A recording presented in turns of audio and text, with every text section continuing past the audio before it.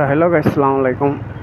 তো আপনারা সারা ভালো আছেন না? আর আমি মতন ভাই ভালো আছি। আর থোড়া দম লই লিছিলাম, আমি থোড়া প্রবলেম হয়ে গেছিলো আমার, তার লাগে থোড়া দম লই লিছিলাম, মানে ভিডিও বন্ধ করে লিছিলাম আর ফির এবার অবশ্য স্টার্ট করে লিছি।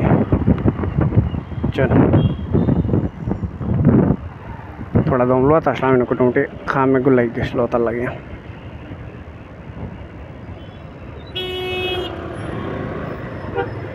দেখতে পাটা আজকে মানে ট্রাফিক হইতে বলতে নাই ট্রাফিক আজকে।